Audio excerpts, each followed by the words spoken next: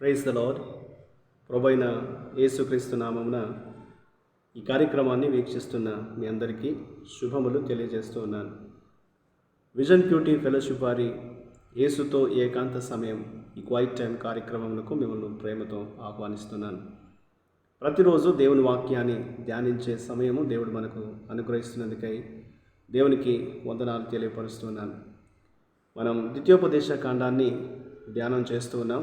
ఈరోజు మన ధ్యానం కొరకై ఏర్పాటు చేయబడిన లేఖన భాగము ద్వితీయోపదేశ కాండము 8వ అధ్యాయము 1 నుండి 10వ వచనం వరకు.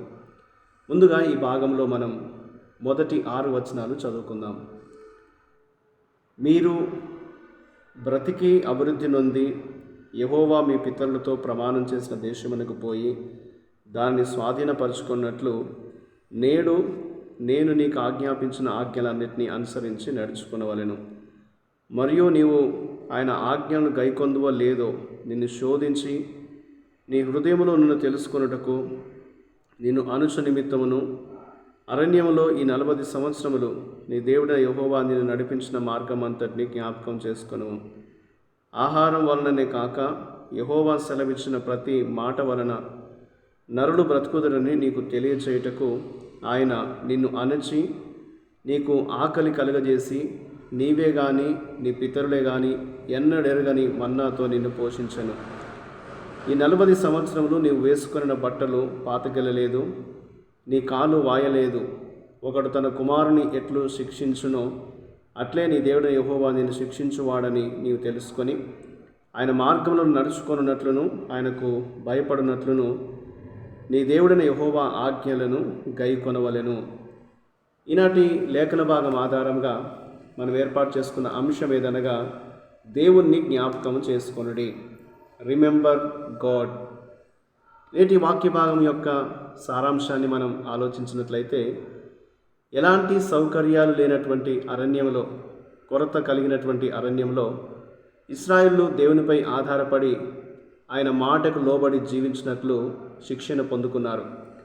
దేవుడు వారికి తినడానికి మన్నాను ఇచ్చినప్పుడు వారు భౌతిక ఆహారంపై మాత్రం కాకుండా దేవుని వాక్యం ద్వారా మాత్రమే జీవించడానికి పిలువబడి ఉన్నారని వారు గ్రహించినట్లు దేవుడు చేశాడు. అయితే వారు కానానులో ప్రవేశించిన తర్వాత కానాను అంతా కూడా సమృద్ధి కలిగినటువంటి ప్రదేశం. ఇప్పుడు ఇశ్రాయేలు దేవుని ఆజ్ఞలను పాటించడం నేర్చుకోవాలి, ఆయనపై మాత్రమే ఆధారపడాలని దేవుడు వారికి తెలియపరుస్తూ ఉన్నాడు. దేనికి కొరత లేనటువంటి సమృద్ధి కలిగినటువంటి దేశంలో వారు కానాన్లో ప్రవేశించినప్పుడు ఆయన నామమును వారు స్తుతిస్తూ దేవుని కొరకు జీవించాలి, దేవుని మాటకు లోబడుతూ జీవించాలి అని దేవుడు వారికి తెలియజేస్తూ ఉన్నాడు. ఈ భాగంలో దేవుడు ఎవరు అని మనం ఆలోచిస్తే 2 నుండి 5 వచనాల్లో, తండ్రి తన పిల్లలకు శిక్షణ ఇచ్చినట్లు దేవుడు తన ప్రజలకు శిక్షణ ఇస్తాడు.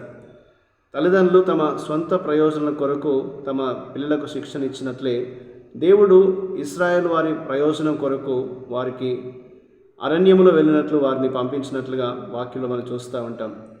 పిల్లల ప్రయోజనాలు కోరి తల్లిదండ్రులు ఎలాగైతే వారు శిక్షణ ఇస్తారో దేవుడు కూడా తన బిడ్డలకి అలాగే శిక్షణ ఇస్తాడనేది దీన్ని బట్టి మనకు తెలుస్తుంది. ఆయన వారి పట్ల కఠినంగా వ్యవహరించకుండా వారికి కావలసినవి అనుగ్రహిస్తూ వారి గురించి శ్రద్ధ వహించాడు. కాబట్టి మనం గ్రహించవలసిన సత్యం ఏమనగా, దేవుడు ఒకవేళ మనల్ని అరణ్యము లాంటి పరిస్థితుల్లో ఉంచినట్లయితే, అరణ్యములో ఉన్నట్లుగా అనిపిస్తే, మనము ఆ ప్రదేశం నుండి బయటపడే మార్గాల్ని వెతకడం కంటే మనం ఆయన నమ్ముచున్నామని నిర్ధారించుకొని జీవించాలి. ఆ పరిస్థితుల్లో కూడా, ఆ ప్రదేశంలో కూడా దేవుడు మనల్ని కాపాడుతాడని, పోషిస్తాడని, ఆయన మనకు సహాయం చేస్తాడని మనం నమ్మాలి అని దేవుడు మనకు ఈ సందర్భంలో జ్ఞాపకం చేస్తున్నాడు. ఇందులో మనం నేర్చుకునే పాఠాన్ని ఆలోచిస్తే 7 నుండి 10 వచనాల్లో, మనం మంచి విషయాలను అనుభవించినప్పుడు మనం దేవుణ్ణి స్తుతించగలగాలి.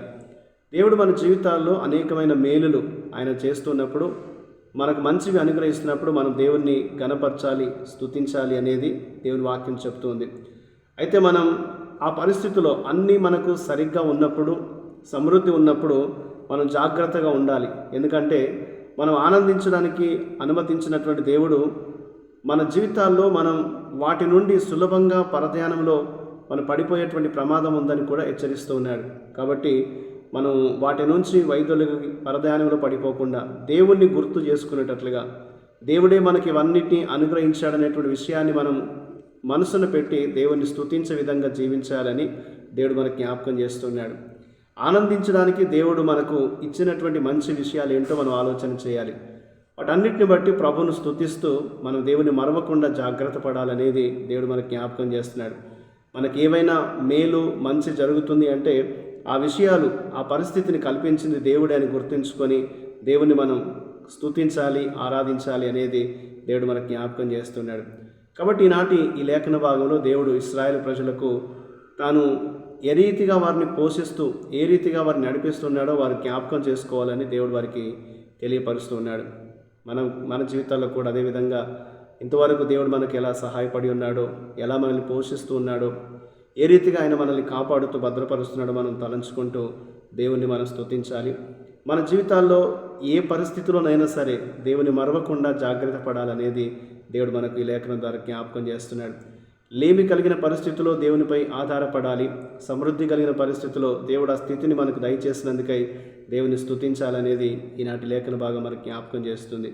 ఈ పరిస్థితులు అన్నిటి గుండా వెళ్ళినట్లుగా దేవుడే మనకు శిక్షణిస్తూ ఉంటాడు. తల్లిదండ్రులు పిల్లలకు ఎలాగైతే నేర్పిస్తారో దేవుడు మనల్ని అన్ని పరిస్థితులు కూడా నడిపిస్తూ మనం ఆయన మీద ఆధారపడినట్లుగా దేవుడు సహాయం చేస్తాడనేది ఈ లేఖన భాగం మనకు తెలియచేస్తుంది. ఆ రీతిగా మనం అన్ని వేళల, అన్ని పరిస్థితుల్లో, అన్ని స్థలాల్లో దేవునిపై ఆధారపడినట్లుగా దేవుడు మనకు సహాయం చేయ విధంగా దేవునికి మనం ప్రార్థన చేద్దాం. మా ప్రియ పరలోకపు తండ్రి, మీ కృపతో మమ్మల్ని కాపాడుతున్నాం, నీకు స్తోత్రాలు. ప్రభా, మేము లేమి కలిగిన అరణ్యంలో ఉన్నాం, లేదా సమృద్ధి గల కానాన్లో ఉన్నాం.